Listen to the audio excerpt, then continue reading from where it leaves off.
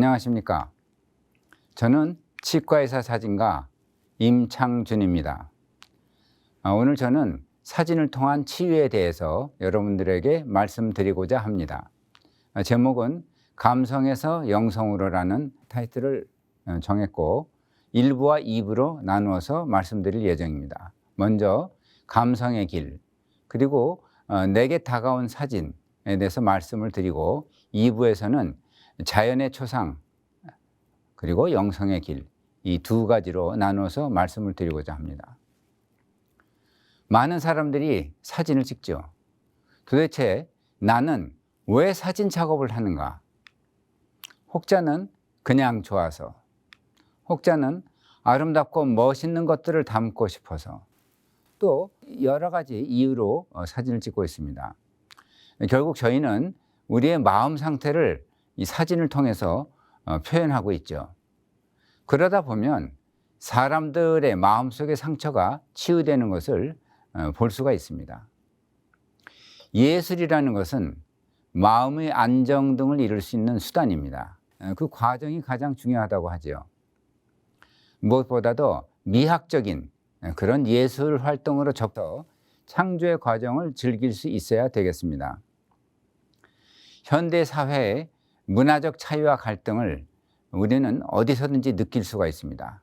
그런 것들이 예술의 창조성과 상상의 힘으로 치유가 가능합니다. 즉, 환경적으로나 심리적으로 우리가 찍힌 상처들이 마음속에 항상 있습니다. 이때 예술이라는 매체를 통해서 이렇게 벌어진 상처들을 봉합시킬 수가 있죠. 이 예술 매체의 치유력은 다른 어떠한 방법보다 전달력이 강력하다고 합니다. 사진으로 담는 과정, 그리고 그 사진의 결과물도 마찬가지로 적용될 수가 있습니다. 처음 사진을 시작하게 되면 많은 사람들이 가까운 곳에 있는 풍경, 그리고 멋있는 풍경들을 찾아다닙니다. 일출, 일몰, 경치 등인데 지금 보시는 사진들은 일출 사진들입니다. 전국의 여러 곳에서 또는 외국에서 찍은 일출 사진들이죠. 사실 저희들이 이러한 사진들을 보기만 하더라도 저희들은 마음이 순화되고 가라앉는 것을 느낄 수가 있습니다. 이것은 아예 그냥 새벽 여명입니다. 여명이 지나고, 이건 갯벌이죠. 태양이 떠오르는 순간, 자, 이런 모든 광경들은 저희들을 안정시키곤 합니다. 저는 사진을 찍으면서 이 세상에 있는 모든 자연, 또 그 결과물, 또는 창조물, 그런 창조물들을 통해서 여러 가지를 느끼곤 합니다. 감성이라는 표현이 있죠. 어떠한 대상을 느낌으로 인식하는 능력이 즉 감성이죠. 이것은 문화 혹은 감각 생활에 대한 심미적인 쾌적성을 느끼고 표현해내는 능력입니다. 인간과 세계를 잇는 원초적 유대로서 인간 생활의 기본적 영역을 열어주는 역할을 하기도 합니다. 이성적인 사고를 위한 감각적인 소재를 제공하고 실천적, 도덕적 생활에서는 이성의 지배와 통솔을 받을 감정적인 소지를 마련하며 자신의 순수한 모습을 나타냄으로써 인간적 생의 상징적 징표가 될 수 있습니다. 이것은 봄의 제전이라고 제가 명칭을 붙였는데 어느 호수 공원의 봄의 풍경입니다. 여기 보이시면은 노란 꽃들과 그 옆에 있는 하천, 그런 것들이 묘하게 조화를 이루고 있죠. 그리고 벚꽃이 떨어지는 순간 저 멀리 지나가는 연인들이 보이고 이런 것들도 이 blowing petals, 이런 벚꽃 엔딩 이렇게 이제 생각할 수도 있는데 많은 우리에게 감흥을 주고 있습니다. 이것은 생과사, 감나무 꼭지입니다. 감나무 꼭지는 이미 죽은 것이죠. 그러나 새봄에 그 옆에 새싹이 나오고 있는 것이 대조적으로 찍혀 있습니다. 그래서 상당히 은유적인 그런 작품이 될 수가 있죠. 이것은 봄에 목련 송이죠. 꽃송이를 찍은 것입니다. 역시 이 꽃송이들이 터질 듯 말 듯한 그러한 느낌. 여기서 우리는 어떤 동양적인 느낌과 함께 신비감을 느낄 수도 있습니다. 여러 개의 꽃을 여성성에 비추어서 은유적으로 표현해 본 것입니다. 20F, 10F, 30F 이것은 나이를 가르칩니다. 20대, 10대, 30대, 그리고 40대, 50대, 60대 이러한 꽃들을 여성성에 비유한 그런 작품도 만들 수가 있죠. 사실 저는 사진을 찍다 보니까 왠지 모르게 찍는 것들이 있었습니다. 새도 그 중에 한 가지입니다. 제가 특별히 조류 전문가는 아닙니다만은 새를 보게 되면 자꾸 찍게 됐었어요. 그래서 새 시리즈, 이 봄에 벚꽃과 함께 있는 직박구리가 되겠습니다. 직박구리들이 벚꽃을 먹는 모습도 우리가 찍을 수가 있습니다. 저는 이 꽃을 먹는다니, 꽃에 아마 이 달콤한 성분을 흡입하는 과정인 것 같은데 이 새들이 이렇게 먹는 것을 전에는 몰랐어요. 지금 저 멀리 있는 것을 제가 망원으로 잡은 것인데 새 부리 끝이 꽃송이 속으로 들어가 있는 것이 보이죠. 그래서 저는 이것을 탐식이라고 표현을 해봤습니다. 이 부리 끝이 이 꽃봉오리 속에 탐식되어 있다. 또 이 새를 보니까 완전히 황홀경에 빠져 있습니다. 엑스타시. 한번 확대해 볼까요? 네, 눈초리가 완전히 정상이 아닌 그리고 아주 황홀한 그런 표정을 볼 수가 있습니다. 역시 부리끝은 꽃 속에 꿀을 빨아먹고 있죠. 이건 모정모사, 어미새의 심정을 표현한 것입니다. 처음에 저는 이 새가 어떤 뜻인지를 몰랐어요. 저 아주 조그만 새였는데 제가 우연히 저 새를 보고 이제 촬영을 하는데 막 정신없이 이 새가 여기저기로 날아다닙니다. 이 새는 새끼에게 줄 먹이를 물고 있었어요. 그러면서 저를 계속 보고 있는 것입니다. 제가 자기 새끼들이 있는 그 둥지 그것으로 가서 해를 끼칠까 봐 제 눈치를 보면서 이것저것을 날고 있었습니다. 근데 이제 어느 한 컷에서 보니까 완전히 조형적으로 완벽한 그러한 것을 찍을 수가 있었습니다. 사실 저 사선 구조는 약간의 어떤 긴장감, 긴박함 이런 것을 주는 그런 구도가 되겠죠. 이 그리팅, 제가 요소남이라는 곳을 많이 다녔어요. 그 요소남에서 하루 종일 사진을 찍고 사실 다니다 보면 제가 먹을 것을 싸가도 요 한 컵만 더 찍고 먹어야지. 요 한 컵만 더 찍고 물 한 잔 해야지. 하다 보면 1시간, 2시간이 훌쩍 지납니다. 그렇게 사진을 찍고 돌아가는 길에 이제 저녁 어둑어둑해지고 있었어요. 그 입구에 있는 바위에 저 새가 날아와 앉았습니다. 근데 보통 새들이 가만히 있질 않습니다. 근데 저 새는 가만히 거리가 한 5m, 3m 정도밖에 안 됐던 것 같은데 가만히 앉아 있더라고요. 그래서 제가 조심스레 그 사진기를 꺼내서 삼각대를 놓고 사진을 찍는 순간 저 새는 고개를 깜빡. 그래서 제가 그리팅, 이거 내가 잘 가라고 인사를 해주는구나 하는 그런 생각을 하게 됐죠. 어웨이팅, 기다리고 있습니다. 이 기다리고 있는 새들은 여러 가지를 생각해야 합니다. 어떤 정적인, 묵상적인, 명상적인. 마찬가지죠. 이거는 버드나무, 큰 버드나무의 아주 저 위쪽에 새가 한 마리 가만히 앉아 있는 그런 모습입니다. 그래서 컨템플레이션. 이것은 수원 화성에서 찍은 것입니다.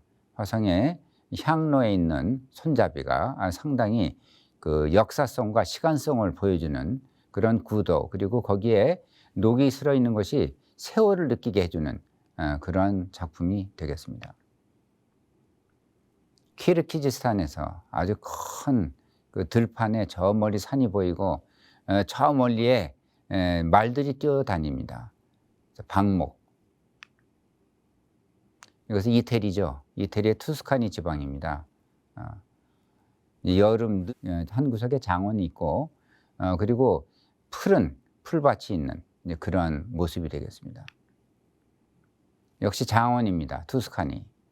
이 작품은 많은 사람들의 영감을 주고 많은 분들이 좋아하는 그런 작품이 되겠죠. 역시 마찬가지입니다. 특히 저 언덕 한가운데 혼자 있는 저 나무, 저 나무는 많은 것을 생각해 하죠.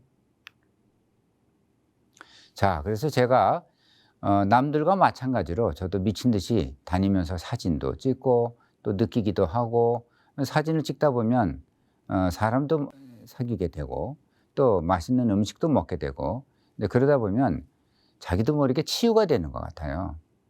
제가 이 치유라는 그런 것들을 어느 순간 느끼게 되었습니다. 이 사진은 내몽고, 영하 30도, 40도 정도가 되는 내몽고 지역에서 눈이 온 상태죠. 거기에 이제 어느 할아버지가 마차를 끌고 가는 광경입니다. 저 홀로 있는 나무는 움직이지 않고 가만히 있죠. 그리고 그 옆에 마차와 함께 우마차죠. 지나가는 모습인데 마치 세월이 지나가는 것을 느끼게 합니다. 이것은 봄에 비가 올 때입니다. 비가 올 때 산 위에 올라가다 보니 아주 굉장히 큰 나무였어요. 저 밑에 있는 저 허연 것들은 다 꽃밭입니다. 굉장히 나무가 이제 고목이죠. 근데 그 고목이 저에게 아주 그냥 무슨 말을 하는지는 몰라도 아주 굉장한 혼돈이랄까, 많은 것을 생각했습니다. 저 나무를 보면서 저는 갑자기 저의 지난 날들이 생각이 났고, 그냥 주마등처럼 스쳐가는 그런 느낌과 함께 나는 이 나무를 꼭 찍어야겠다. 사실 그때 유채꽃을 찍으러 간 거였어요. 중국이었죠. 그래서 이제 유채꽃을 찍었고 내려오면서 그 비가 오는 와중에 저 나무를 잡은 것입니다. 그래서 저는 이것을 이 잠심이라는 우리가 이제 관상기도의 어떤 기법이 있는데 그 1단계 첫 번째로 혼돈입니다. 이 사회는 우리에게 많은 혼돈을 주죠. 그러다가 이제 봄날 어느 날에 부여입니다. 부여의 국남진에 갔는데 마찬가지로 고목에 지금 저 버드나무가지에 많은 새싹들이 움트고 있어요. 그래서 그 새싹들을 보니까 저 자신의 모습이 객관화되는 그런 느낌이 왔습니다. 그러면서 아까 느꼈던 그런 혼돈 상태가 저 자신이 왜 혼돈해지고 있는가 하는 것을 객관화해서 한번 볼 수 있는 그런 기회가 되더라고요. 이것은 아까 이제 그 비슷한 나무인데 완전히 안개가 꼈죠. 사실 안개가 꼈기 때문에 이런 사진이 나올 수가 있었던 것 같습니다. 저 뒤에는 평소 같으면 아주 지저분한 그런 광경이 될 수가 있습니다. 비바람이 오고 안개가 끼고 그런 상태였기 때문에 저 나무 자체가 아까는 그 혼돈스러운 그런 모습이 이제는 좀 더 정적인 그런 평정심의 상태로 이제 저에게 다가왔습니다. 자, 이 나무는 바람이 심하게 불던 날 제가 한강에 가서 찍은 사진입니다. 근데 이제 바람이 부니까, 여러분 봄바람 아시죠? 봄바람에 이 바람이 굉장히 세찹니다. 근데 그 바람에 휘날리는 이 버드나무를 보다 보니 저 가운데 부분에 홀로 우뚝 선 그런 아이 같은 모습이 보였습니다. 어떤 분은 그렇게 표현을 하셨어요. 저는 이 사진을 보는 순간 저의 50평생이 주마등처럼 지나갔습니다. 이런 일 저런 일 당하던 일, 그런데도 그 속에서 제가 이제까지 그냥 꿋꿋하게 살아왔던 그 모습, 저는 저의 모습이 보이는 것 같습니다 하고 저에게 어느 갤러리 큐레이터 선생님이셨어요. 그래서 이제 제가 나중에 갔더니 저에게 이 작품의 주인이 누구냐, 또 작가분이시냐고 하면서 이제 여러 가지를 물어보면서 그런 표현을 했습니다. 저도 그렇게 생각합니다. 무언가 저를 이끌었던 거죠. 그리고 마침 저는 이 사진을 아주 상당히 좋아합니다. 그래서 이런 사진들을 보다 보면 저도 모르게 열중을 하게 되고, 그리고 과거 일들이 스쳐 지나가는데 그런 것들은 곧 정화가 되게 됩니다. 자, 그래서 결과적으로는 제가 렌즈 속을 들여다 보니까 그 안에 비춰지는 피조물들이 저의 감성을 하나하나 자극하였고, 또 그런 감성들이 발현이 되다 보니 숨겨져 있던 제 안의 모습을 보게 되면서 마찬가지로 숨겨졌던 상처들이 치유되는 것을 느낄 수가 있었습니다.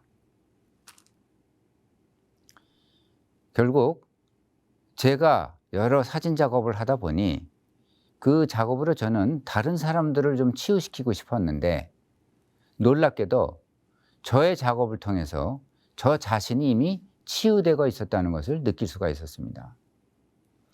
일단 1부는 이렇게 끝내도록 하겠습니다. 끝내기 전에 마지막으로 말씀드리고 싶은 게 있어요. 아마 보신 분도 있겠지만 이것은 작가미상이라는 영화입니다. 이 코로나로 인해서 코로나가 막 번졌을 때 저 영화 상영을 했기 때문에 못 보신 분들이 많습니다. 저도 영화관에 들어갔을 때 10명도 안 되는 사람이 관람을 했어요. 이것은 게르하르트 리히터라는 유명한 독일 미술가죠. 그분의 일생의 이제 전반기를 그린 그런 영화입니다.